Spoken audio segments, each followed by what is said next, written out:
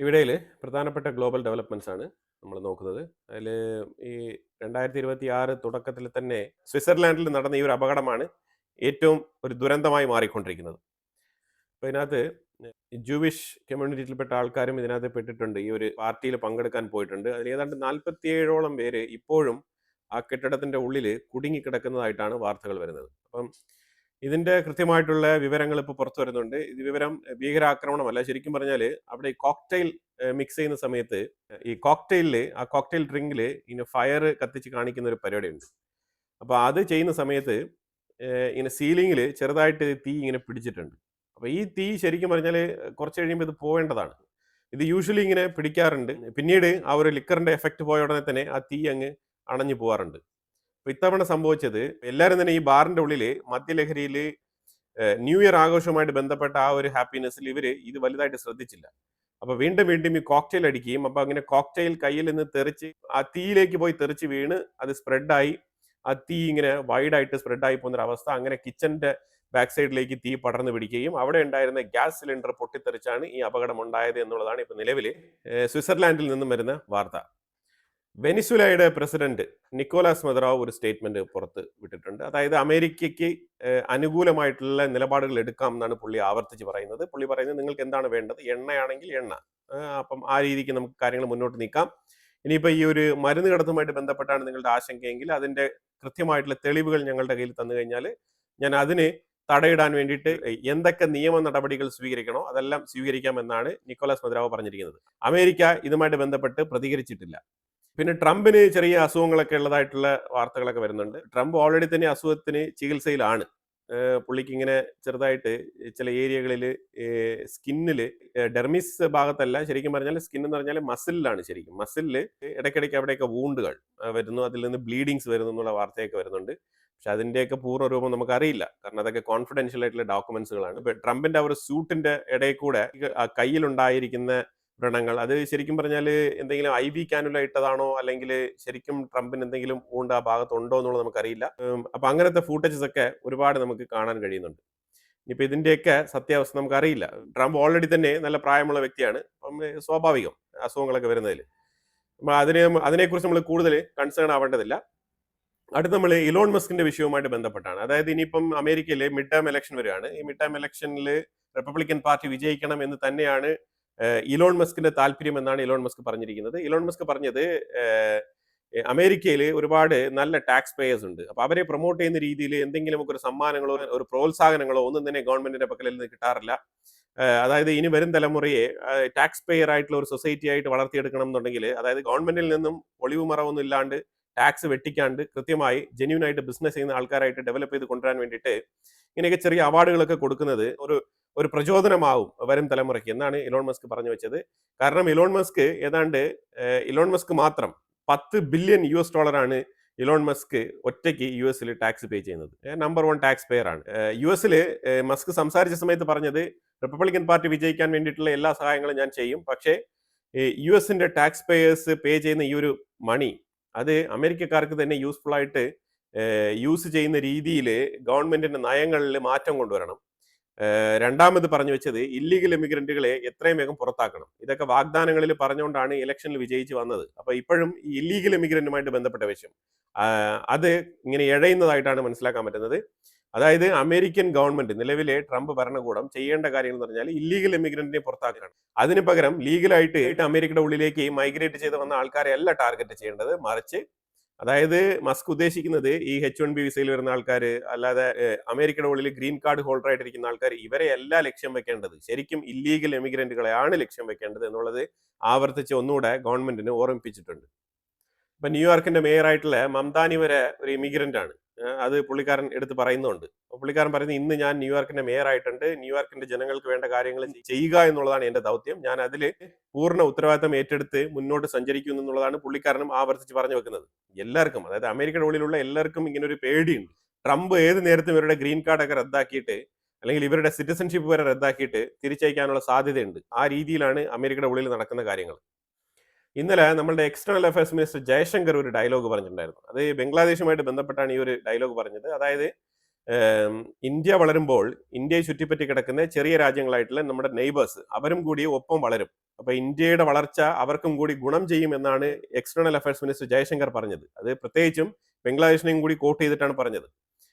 ഈ ഒരു സാഹചര്യത്തിൽ പക്ഷേ ബംഗ്ലാദേശികൾക്ക് ഈ ഒരു ബുദ്ധി ഉണ്ടോ എന്ന് ചോദിച്ചാൽ നമുക്ക് അത്ര പെട്ടെന്ന് അവർക്ക് ബുദ്ധിയുണ്ട് എന്ന് അംഗീകരിക്കാൻ പറ്റില്ല.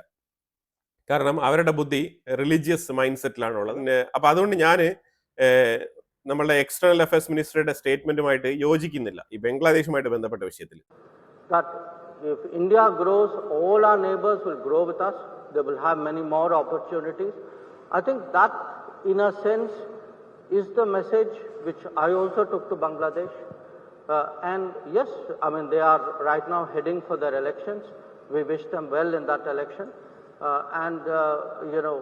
We hope that once things settle down, as I said, the sense of neighborliness in this region will grow. തീർച്ചയായിട്ടും ഇന്ത്യ വളരുമ്പോൾ അതിന്റെ സൈഡിൽ കിടക്കുന്ന രാജ്യങ്ങൾ ബൈ ഡീഫോൾട്ട് അവർക്കും കൂടി അതിന്റെ ഗുണം കിട്ടും. അതൊക്കെ ഒരു സൈഡിൽ നിൽക്കട്ടെ. പക്ഷെ ഇപ്പൊ നിലവിലുള്ള അവസ്ഥയാണ് നമ്മൾ പരിഹരിക്കേണ്ടത്. നിലവിലുള്ള അവസ്ഥ എന്ന് പറഞ്ഞാൽ ഇന്ത്യ ബംഗ്ലാദേശ് ബോർഡറിൽ നമുക്ക് 14,000 കിലോമീറ്ററോളം ബോർഡർ ഉണ്ട്. അപ്പൊ അതിൽ പരമാവധി ബോർഡറുകളിലെല്ലാം തന്നെ ഇന്ത്യക്കുള്ളിൽ, അതും വെസ്റ്റ് ബംഗാളിലായിക്കോട്ടെ അസാമിലായിക്കോട്ടെ, ഇവിടെയൊക്കെ തന്നെ ശരിക്കും ഏജന്റുമാരുണ്ട് ഇന്ത്യൻ ബോർഡറിന്റെ അടുത്ത്. 20,000 രൂപ കൊടുത്താൽ മതി ബംഗ്ലാദേശികളെ ഇന്ത്യക്കുള്ളിൽ കയറ്റി അയക്കും. അവർക്ക് ആധാർ കാർഡ് കൊടുക്കും, പാൻ കാർഡ് കൊടുക്കും. ഇന്ത്യക്കുള്ളിൽ എത്ര രൂപയ്ക്ക് ശമ്പളം വേണം ചോദിച്ചു കഴിഞ്ഞാൽ അവരെ സൗത്ത് ഇന്ത്യയിൽ വരെ കൊണ്ട് ജോലിക്ക് ഏൽപ്പിക്കാനുള്ള ആ ഒരു കപ്പാസിറ്റി വരെ ഇവർക്കുണ്ട് എന്നാണ് പറയുന്നത്. ആ രീതിയിൽ 2-3 സംഘങ്ങളെ ഇപ്പൊ പിടികൂടിയിട്ടുണ്ട്. ഇതിനിടയ്ക്ക് ഡൽഹിയിൽ ഒരു ഗ്രൂപ്പ് ഉണ്ട്. ഇവരെന്ന് വെച്ചാൽ ഇന്ത്യക്കുള്ളിൽ ഫോൺ മോഷ്ടിക്കുക, പലരുടെയും ഫോൺ മോഷണം നടത്തി ഈ മോഷണ വസ്തു ഇവർ കൊണ്ട് വിൽക്കുന്നത് ബംഗ്ലാദേശിന്റെ ഉള്ളിൽ. അപ്പൊ അങ്ങോട്ടും ഇങ്ങോട്ടും പല രീതിയിലുള്ള കമ്മോഡിറ്റീസ് ഇങ്ങനെ ഇല്ലീഗലായിട്ട് നടക്കുന്നു എന്നുള്ളതാണ് മനസ്സിലാക്കേണ്ടത്.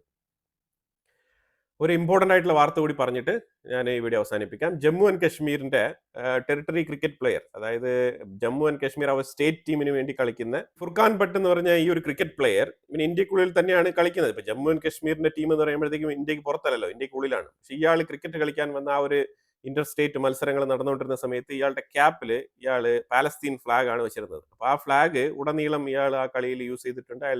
അയാളുടെ ജേഴ്സിയിലും അതേപോലെ തന്നെ ഹെൽമെറ്റിലൊക്കെ ഈ ഫ്ലാഗ് റിഫ്ലക്റ്റ് ചെയ്തിരുന്നു എന്നുള്ളതാണ് പൊതുവിലുള്ള കണ്ടെത്തൽ. ഇതിനെ തുടർന്ന് NIA നോട്ടീസ് ചെയ്ത് കൃത്യമായിട്ട് ഇയാൾക്ക്, പ്രത്യേകിച്ചും ഇയാൾ ജമ്മു ആൻഡ് കശ്മീർ റീജിയനിൽ നിന്ന് വരുന്നതാണ്, പാലസ്തീനിയൻ അനുകൂലിയാണ്. അപ്പൊ ഇയാൾക്കെതിരെ സ്വാഭാവികമായിട്ടും ഡൗട്ട് വരുന്നു. അപ്പൊ അങ്ങനെ ഇയാൾക്ക് സമ്മൻസ് അയക്കുന്നു. സമ്മൻസ് അയച്ച് ഇയാളെ വിളിച്ചു വരുത്തി ചോദ്യം ചെയ്യുന്നു.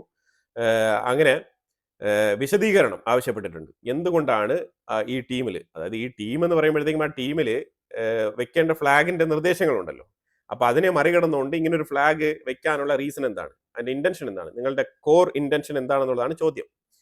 അപ്പം ഇതാണ് ഇപ്പൊ നിലവിൽ. അപ്പൊ അയാൾ സ്വാഭാവികമായിട്ട് സാധാരണ ഒരു എക്സ്പ്ലനേഷൻ ആയിരിക്കും കൊടുക്കുക. ഇല്ല, എനിക്ക് പാലസ്തീനിയൻ സ്റ്റേറ്റിനോട് താല്പര്യമുണ്ട്, ഞാൻ അവർക്ക് വേണ്ടി നിലകൊള്ളുന്നു എന്നൊക്കെ പറയാം, നോ പ്രോബ്ലം. അതിനൊരു ഇന്ത്യക്കുള്ളിൽ അങ്ങനെ ഒരു സ്റ്റേറ്റ്മെന്റ് പറയാൻ എതിർപ്പൊന്നുമില്ല തൽക്കാലം. പക്ഷെ അതേസമയം ഈ ജമ്മു ആൻഡ് കശ്മീരിന്റെ ഭാഗത്ത് നിന്ന് വരുന്ന ആൾക്കാരുടെ മാനസികാവസ്ഥ, അത് തികച്ചും ഞാൻ ഇപ്പൊ ഈ ഒരു ക്രിക്കറ്റ് പ്ലെയറെ മാത്രം വെച്ച് പറയുന്നതല്ല, പരമാവധി ആൾക്കാരുടെ മാനസികാവസ്ഥ ഇതുപോലെ തന്നെയാണ്.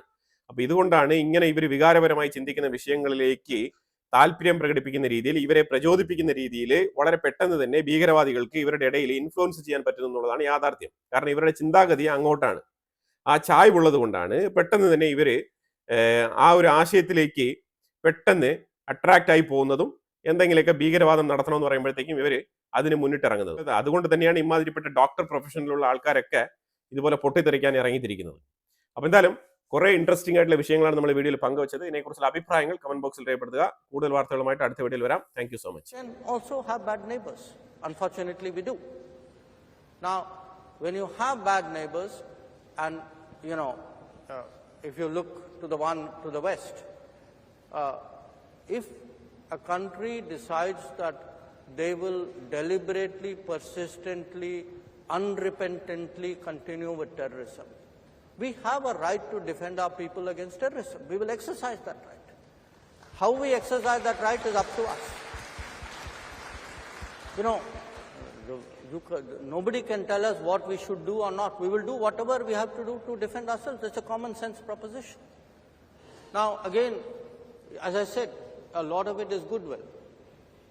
Many years ago, we agreed to a water sharing arrangement, because the belief, the underpinning of that was It was a gesture of goodwill because for good neighborliness we were doing it. But if you had decades of terrorism, there is no good neighborliness. If there is no good neighborliness, you don't get the benefits of that good neighborliness. You can't say, I will, please share water with me, but I will continue terrorism with you. That's not reconcilable. So I think there is as I said, a good neighbor, bad neighbor, but an overall neighborhood policy. Most of our neighbors, I think, have,